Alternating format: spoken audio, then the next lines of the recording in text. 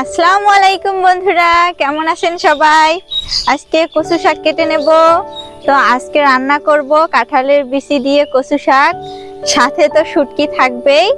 বন্ধুরা দেখুন, বৃষ্টি হয়ে গেছে একটু আগে, কচুর পাতার মধ্যে দেখুন পানি জমে জমে আছে, কি সুন্দর রূপালি দেখাচ্ছে দেখুন পানিগুলো। এই তো তো আমি এখান থেকে কিছু কচু ডাঁটা কেটে নেব।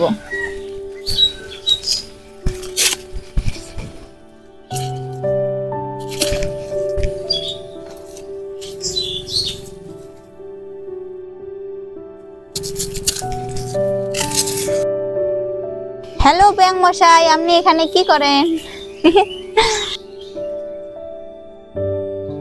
কচুগুলোর লতি ছাড়ার সময় হয়েছে। এই যে ছোট্ট একটা লতির মাথা দেখা যাচ্ছে, এই তো এই লতিটা তো বড়ই হয়েছে। কি সুন্দর একটা লতি বেরিয়েছে দেখুন বন্ধুরা।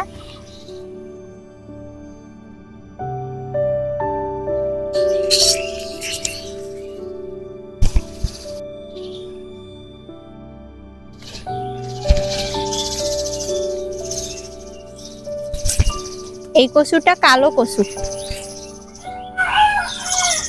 কালো কচুর মধ্যে প্রচুর রক্ত থাকে।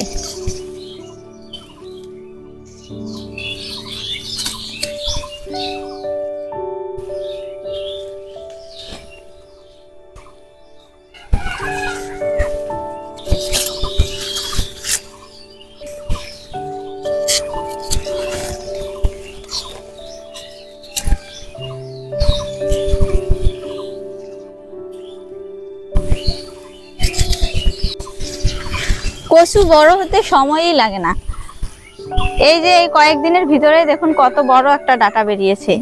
কয়েকদিন আগে এগুলো কাটা হয়েছিল, এই যে এখনো দেখুন এটা শুকিয়েই যায়নি, তার মধ্যেই কি সুন্দর এই ডাঁটাগুলো বেরিয়েছে।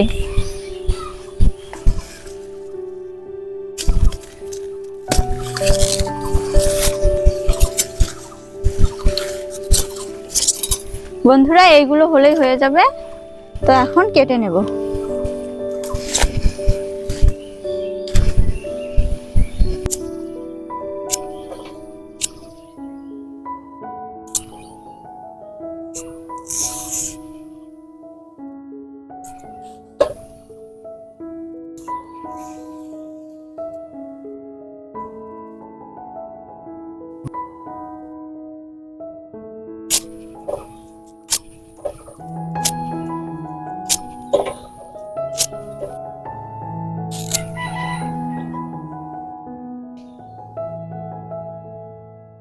এবারে কাঁঠালের বিচিগুলো ছিলে নেব।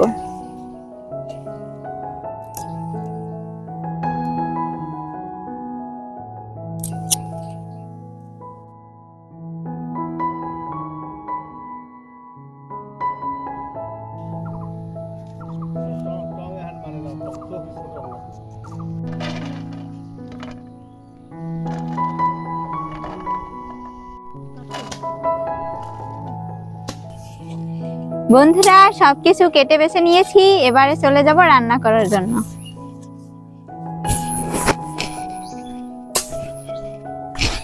প্রথমে শুটকিগুলো ভেজে নেব। এবারে পানি দিয়ে শুটকিগুলো ধুয়ে নেব।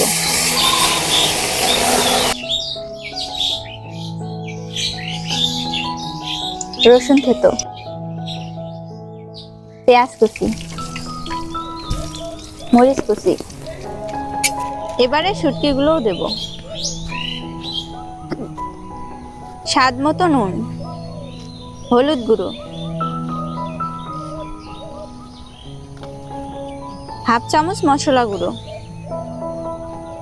দেখুন বন্ধুরা কি সুন্দর ভাজা ভাজা হয়েছে। এবারে একটু পানি দিয়ে দেব। পানিটা ফুটতে শুরু করেছে, এবারে কাঁঠালের বিচিগুলো দিয়ে দেব। আলু কুচিগুলোও দিয়ে দেব। একটু নেড়ে চেড়ে নিয়েছি, তেল খাওয়ানো হয়েছে। এবারে দেব কচু শাকগুলো। তো বন্ধুরা কচু শাকগুলো দেওয়ার পর ভালোভাবে নেড়ে চেড়ে দেব, যতক্ষণ না পর্যন্ত কড়াইয়ের তলানিতে বসে যাচ্ছে।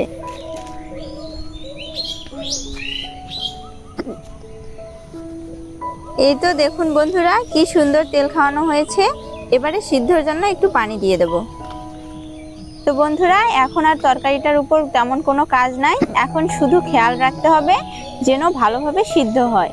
কারণ এই কচু শাকগুলো যদি ভালোভাবে সিদ্ধ না হয় তাহলে গলা ফুটানোর সম্ভাবনা থাকে, তাই এগুলো ভালো করে সিদ্ধ করে নিতে হবে। পানিটা শুকিয়ে এসেছে, এবারে হালকা একটু মশলা দিয়ে তরকারিটা নামিয়ে নেব। তো বন্ধুরা, কেমন লাগলো আজকের ভিডিওটি অবশ্যই জানাবেন। তো সবাই ভালো থাকবেন, সুস্থ থাকবেন, দেখা হবে নতুন ভিডিওতে। আল্লাহ হাফেজ।